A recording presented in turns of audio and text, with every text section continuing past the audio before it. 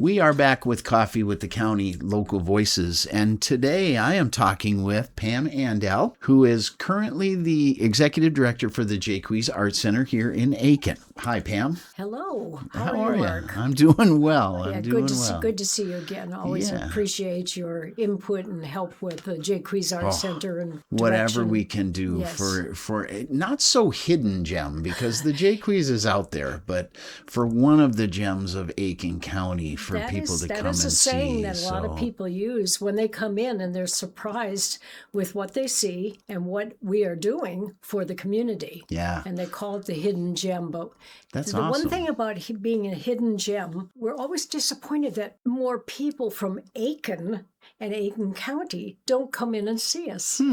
We have a lot of people that say they come in. We've never been in here. How long have you been open? 30 years.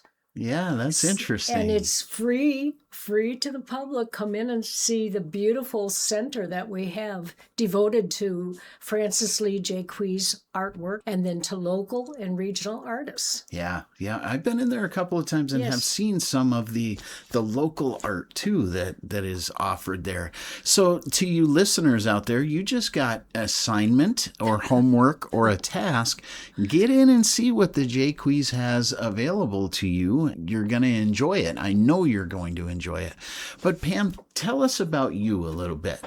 Are you an Aiken lifelong resident? Are you one of those outsiders like me? I don't like to think of myself as an outsider since I've lived here since I was a baby.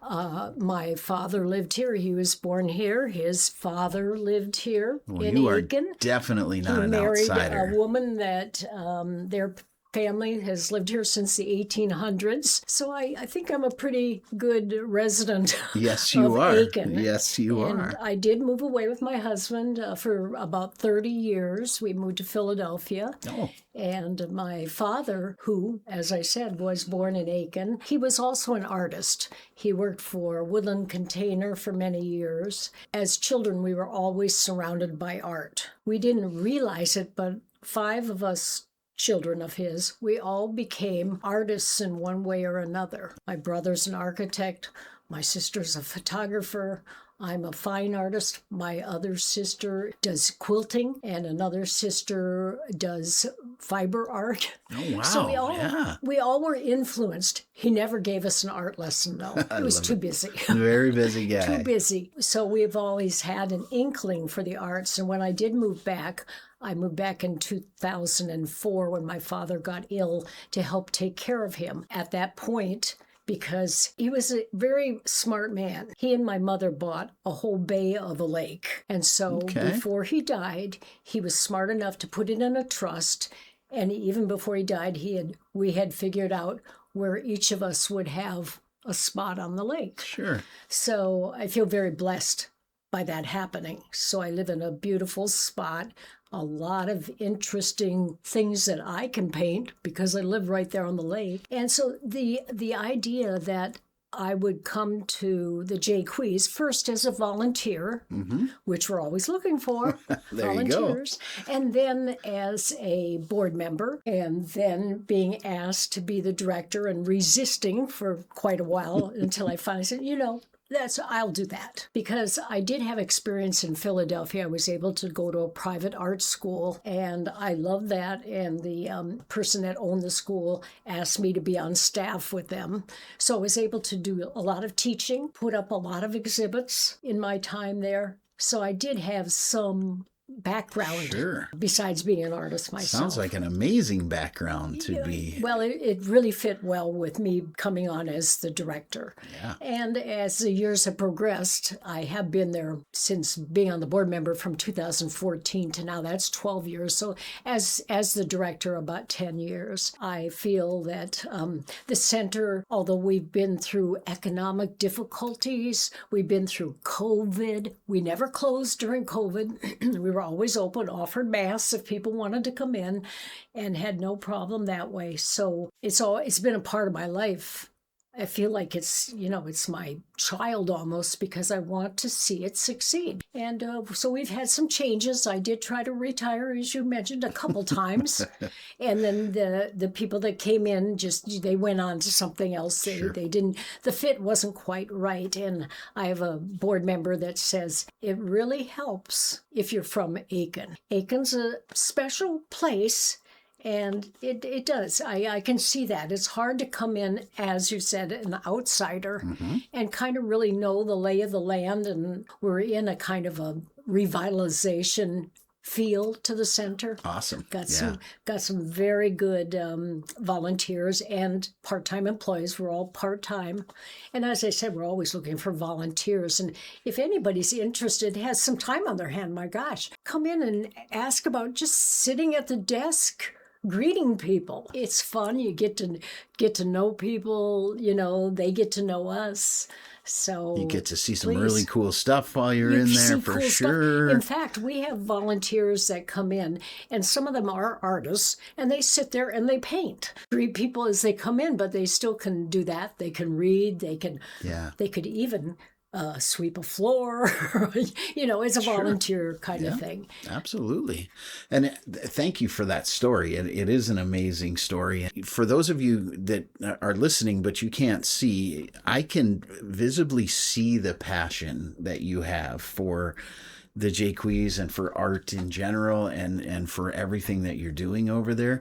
I know that you all out there can hear it in Pam's voice, how passionate she is about the work that gets done over there. I really am, and I have to stop myself sometimes, because people come in, have you ever been to the Jaques Art Center? No, I've never been to the Jaques. Oh, let me tell you about Francis Lee Jaques. And then finally I have to say, well, I think I've told you enough now. Just look at things, and if you have a question for me. But I just so enjoy sharing his story. I mean, of this young man that came and lived in Aiken with his family. Their farm in Kansas went bankrupt, and they walked from Kansas to Aiken, Minnesota. Wow. And bought a farm north of Aiken. And this Francis, who at the time was 16, had to walk back and forth to town. He bought a little tiny, maybe it was the same place it's in Aiken right now, but a little tiny shop to do his taxidermy, which helped the family with some monies. And there are people still around that remember some of what he did, knowing that he did this taxidermy piece or that taxidermy piece. Recently, we were given a taxidermy piece, which is so interesting because it's a little baby bear. And he was called by the Chattel family, who said, not called, I mean, whatever, maybe it was Morse code, I don't know. Yeah, but however it worked back then. They ran to his shop and said, a bear has been hit by a train on the tracks. And so he went to the tracks, and the mother was dead, and he did a C-section to birth the baby, but it had died too. So wow. He taxidermied it, and we have it at the Jaques. So if you've never seen a baby bear, come in and see that baby bear. Yeah. So, I mean, he was incredible because he learned the anatomy of animals, of birds, of trees, and just by a mere chance, he applied or told his story on the back of a napkin, and somehow it got to the Metropolitan Museum of Natural History in New York City. And somebody finally said, hey, there's something on the back of this napkin. They contacted him and hired him as to do almost all of their dioramas. So these dioramas that are the size of a large room in a big building like the government center, he did the backdrops for these dioramas. And after he was through there, while he was there, he met his wife, and she was a writer. So they got married. They never had children. New York sent him around the world to depict South Pacific, Europe, every place you can imagine to depict 4 dioramas. Yeah. And then he was done there, and the Bell Museum down in St. Paul contacted him and said, could you come and work for us? So for another 20 years, he worked for the Bell Museum doing most of their dioramas. He was prolific. Of course, he could be. He had no children. He had time. Yeah. He had time.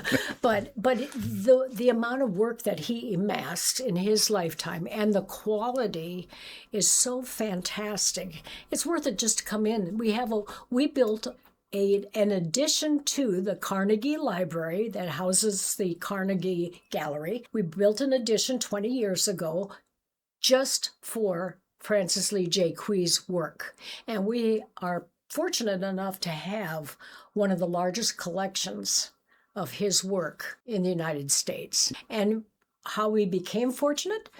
Because the people that started the Jaques were businessmen, electricians, doctors, lawyers. They had the funds to purchase this kind of artwork. Mm-hmm.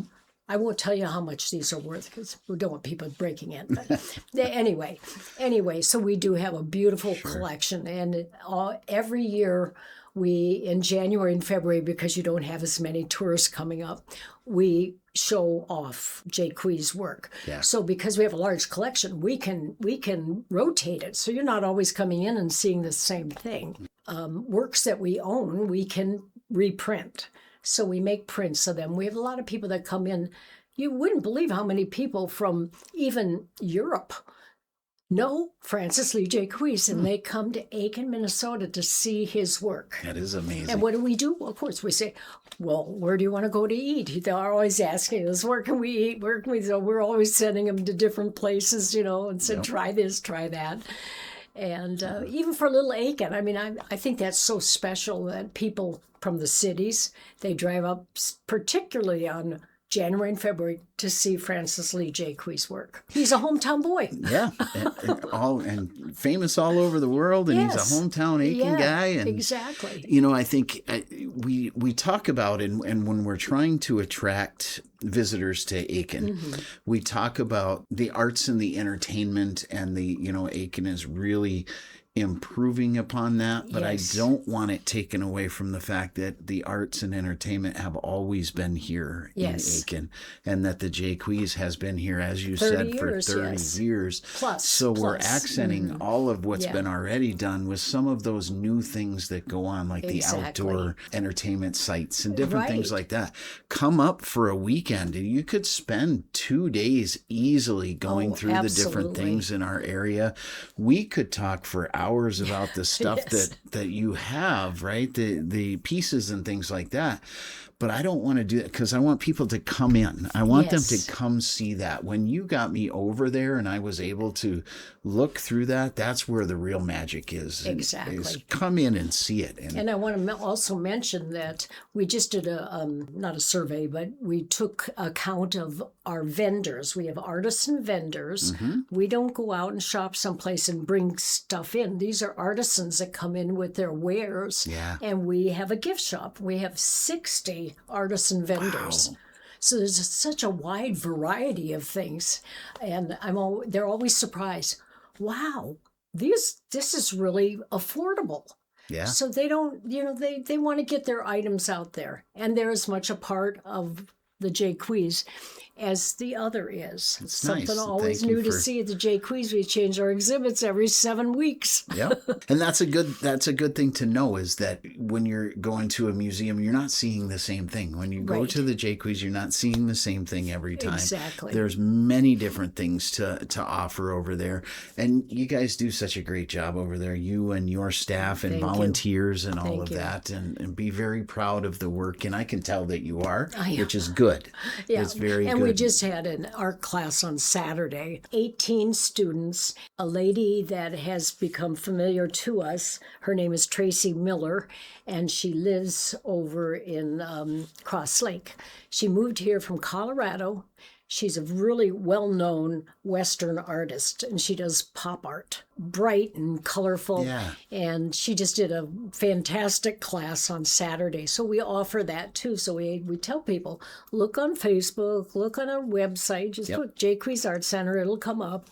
And look and see when a class is that you might enjoy coming to. There's a lot to it. So do you have other events throughout the summer? Obviously you do, that you're planning, that are going, that we should know about now, or would you like to come back and tell us all about those we do have things happening all the time. Now in April, we are trying to keep consistent with having some of our art teachers go to ACOTA assisted living. So every month they go out there with a different art project, and the people they're so receptive to it. And we've gone to Golden Horizons, their facility, and done the same thing with them. We try to get out. We have homeschoolers that'll come in and take classes. So we really try to invest in any way we can with the community. And we have to say, your department with your tourism grant, that helps a lot in the summer, because that helps us draw in people that come up to be at their family home, in the summer, and they come from all over. It's not just Aiken, but all over. Yeah.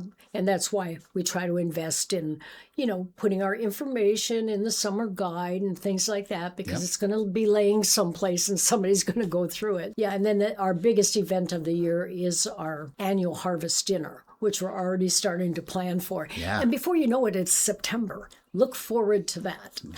Remember that we thought we had spring, and now something's going to happen this week that isn't going to allow that. That's what they say. Sometimes we get scared, and we really didn't have to. But. So, can anyone come to the harvest dinner? Is that anyone from the public? Anyone that sees the information and purchases a ticket, they can come. Absolutely. Yes. Okay. Yeah, it's good to know. It's a great way to see what we're doing, because we always have wonderful artists that donate paintings, and then we do an art auction. And it's just fun. It's so much community going on with that. Yeah.